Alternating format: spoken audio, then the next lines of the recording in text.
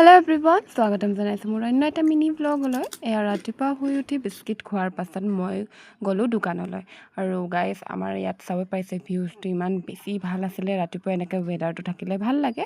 তাৰপাছতে গা পা ধুই ওলাব লৈছোঁ স্কুললৈ। আৰু এইখিনি চাব পাৰিছে ইমানেই বেছি গৰম দিছে নহয়, কিহে এইখিনি চাব পাৰিছে চুলি পূৰা ইমানেই বেছি সৰিছে নহয়। তাৰপাছতে ৰেডি চেডি হয় আমি ওলাই গ'লোঁ। আৰু গাইজ, ইমান ধুনীয়াকৈ মই ৰাতিপুৱা সাজি কাচি যাওঁ, বাট অহা টাইমত মই পূৰা চুৰেল আৰু ভুটনি হৈ যাওঁ। ইমান বেছি গৰম নহয়, যিখিনি লগা সেইখিনি গোটেইবোৰ উৰি যায়। তাৰপাছতে স্কুল পোৱাৰ পাছত ক্লাছ কৰাৰ পাছত আমি ওলাই গ'লোঁ ঘৰলৈ। গাইজ, যেতিয়া ছুটি হয় তেতিয়া বহুত বেছি ভাল লাগে। আৰু ঘৰত আহি ইমান টেষ্টি খানা গাই চাবই পাৰিছে, পাপৰ লগতে আচাৰ আৰু ইয়াতে চয়াবিন বনাইছিলে, যিহেতু নিৰামিষ আছিলে। বাট নিৰামিষত সেইটো খানা বেষ্ট লাগে গাইজ।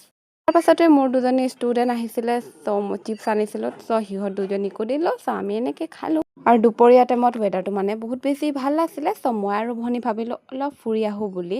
আৰু গাইজ, এনেতো শকত হ'ব নোৱাৰিলে কি হ'ব, স্নেপচেট আছে নহয় আমাক শকত কৰিবৰ কাৰণে। আৰু এইপিনে মই আৰু ভনী ফাইনেলি শকত হৈ গৈছে। এতিয়া কোনেও আমাক ক্ষীণ নক'ব গাইজ।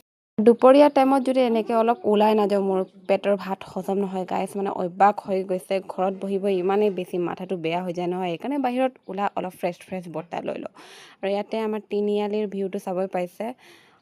আহি ইয়াতে মই আটা সানিব লৈছোঁ। আটাটো ভালকৈ চাফা কৰাৰ পিছত নিমখ দি সানি লৈছোঁগৈ। আৰু বহুত দিনৰ পাছত আজি ৰুটি খাম গাইজ, কাৰণ ইমানেই বেছি গৰম ন, বনাব আৰু খাব দুটাই মন নাযায়।